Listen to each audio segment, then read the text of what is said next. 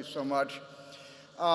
It's an honor and a thrill to address this group of distinguished alumni and supportive friends and cavelling parents. We've all gathered to share in the joy of this day, so please join me in congratulating Harvard's class of 2016.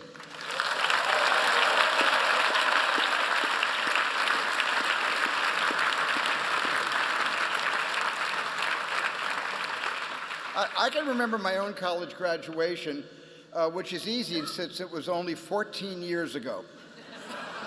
How many of you took 37 years to graduate? Because like most of you, I began college in my teens. But sophomore year, I was offered my dream job at Universal Studios, so I dropped out. I told my parents if my movie career didn't go well, I'd re-enroll. It went all right. But eventually, I returned for one big reason. Most people go to college for an education, and some go for their parents, but I went for my kids.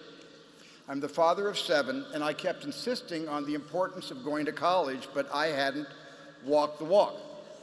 So in my 50s, I re-enrolled at Cal State Long Beach, and I earned my degree.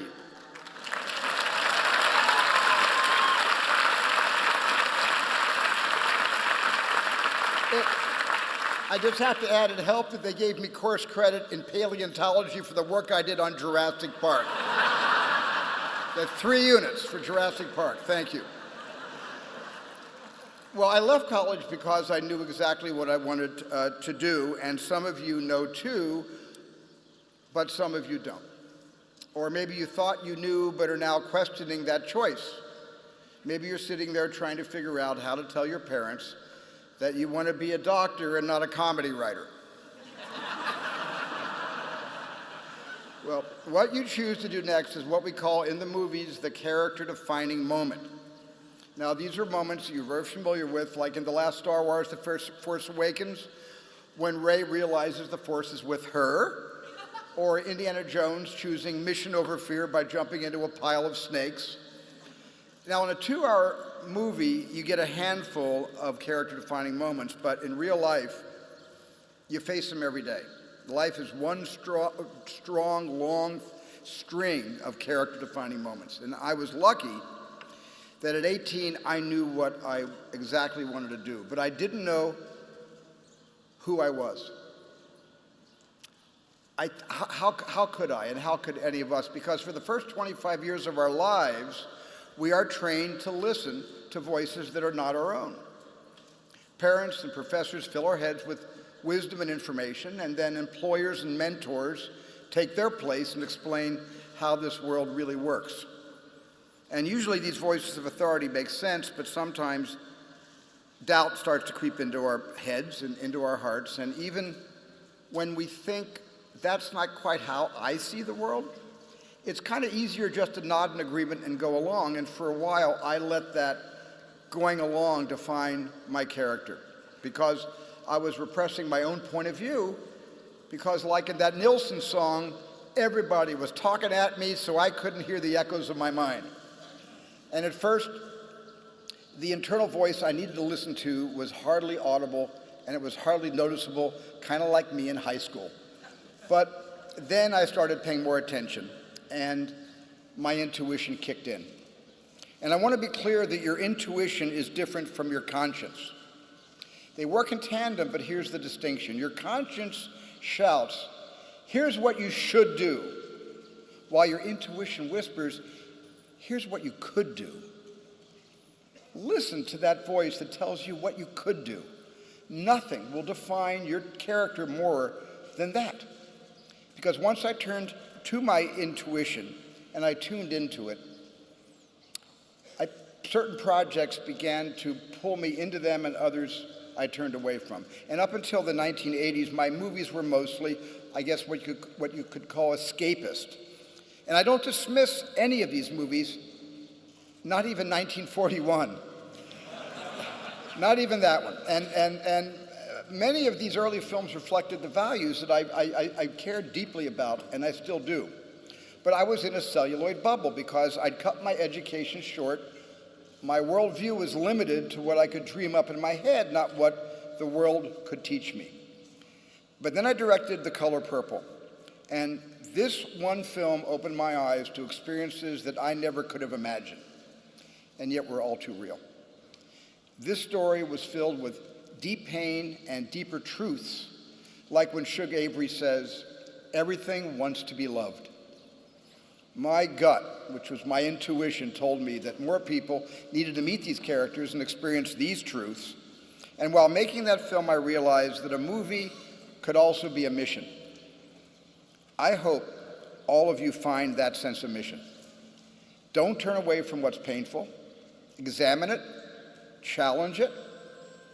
My job is to create a world that lasts 2 hours.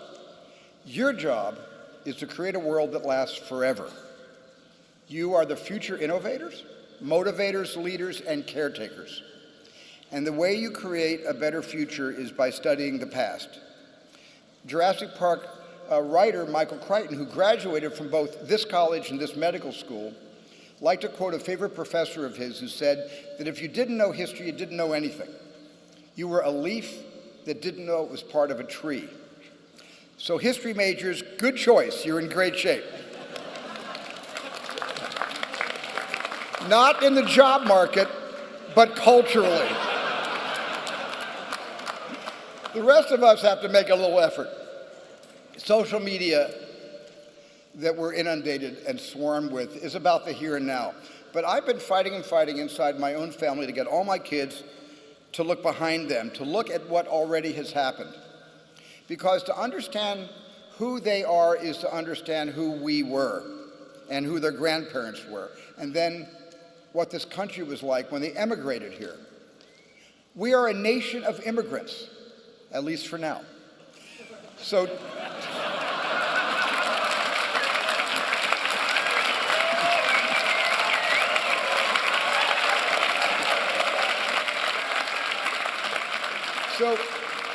to me, this means we all have to tell our own stories. We have so many stories to tell.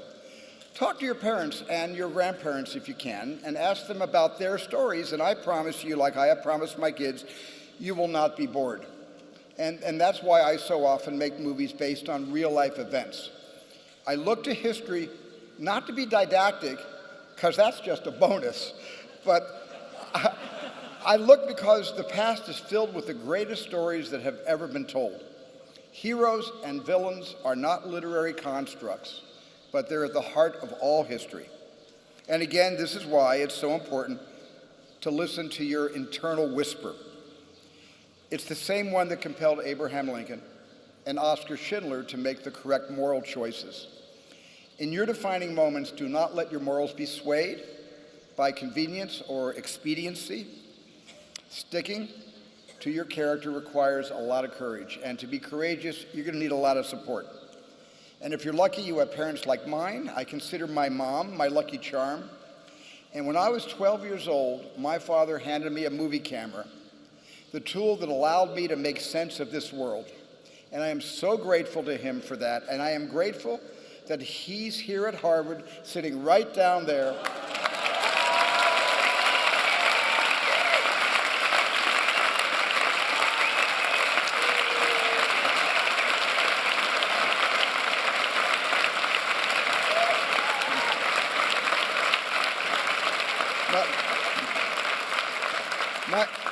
My dad is 99 years old,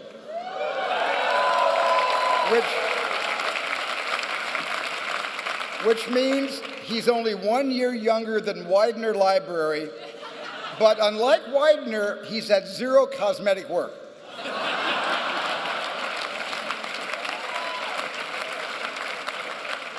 And Dad, there's a lady behind you, also 99. I'll introduce you after this is over, okay? Great. But look, if your family's not always available, there's backup. Near the end of It's a Wonderful Life, you remember that movie, It's a Wonderful Life? Clarence the Angel inscribes a book with this: "No man is a failure who has friends." And I hope you hang on to the friendships you've made here at Harvard. And among your friends, I hope you find someone you want to share your life with. I imagine some of you in this yard may be a tad cynical, but I want to be unapologetically sentimental. I spoke about the importance of intuition and how there's no greater voice to follow. That is until you meet the love of your life. And this is what happened when I met and married Kate. And that became the greatest character-defining moment of my life. Love, support, courage, intuition. All these things are in your hero's quiver, but still, a hero needs one more thing. A hero needs a villain to vanquish, and you're all in luck.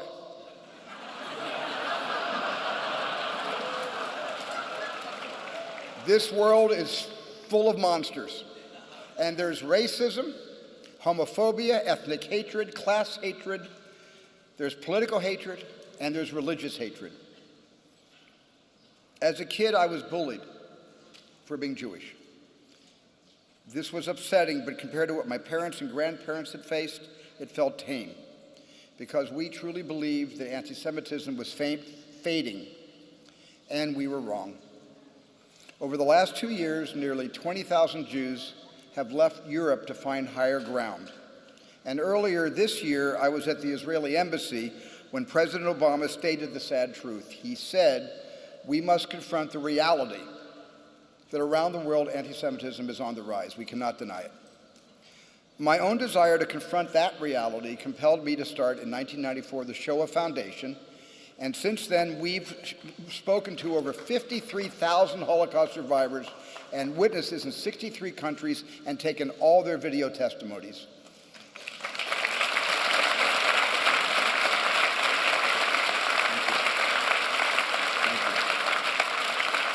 And we're now gathering testimonies from genocides in Rwanda, Cambodia, Armenia, and Nanking, because we must never forget that the inconceivable doesn't happen, it happens frequently.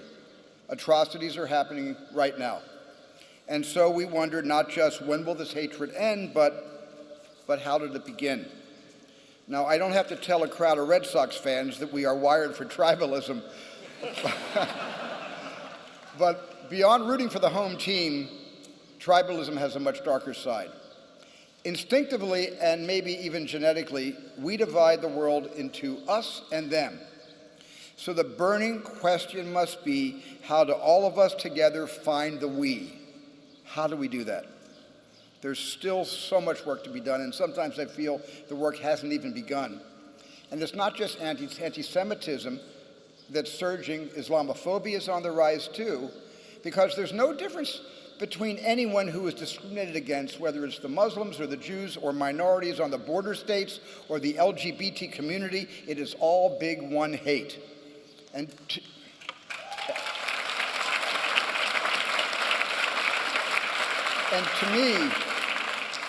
to me, and I think to all of you, the only answer to more hate is more humanity.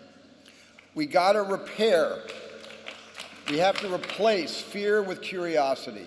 Us and them will find the we by connecting with each other and by believing that we're members of the same tribe and by feeling empathy for every soul, even Yaleys. And no, this is good. My son graduated from Yale, thank you. And make sure this,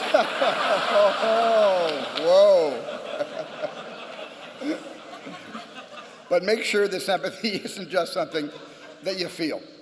Make it something you act upon. That means vote, peaceably protest. Speak up for those who can't, and speak up for those who may be shouting but aren't being heard. Let your conscience shout as loud as it wants if you're using it in the service of others.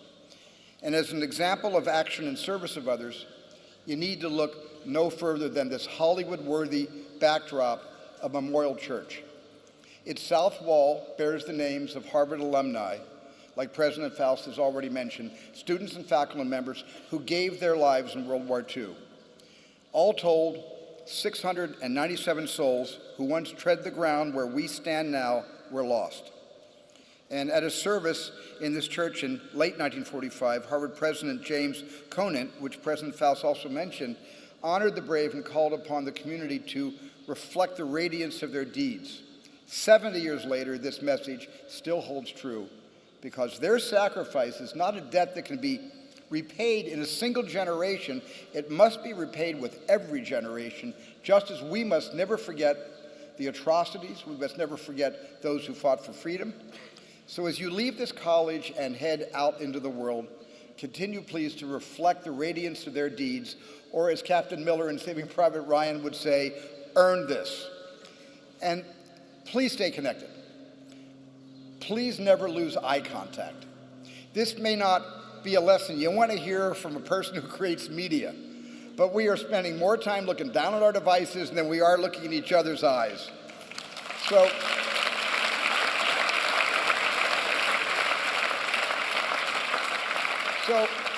forgive me, but let's start right now. Everyone here, please find someone's eyes to look into.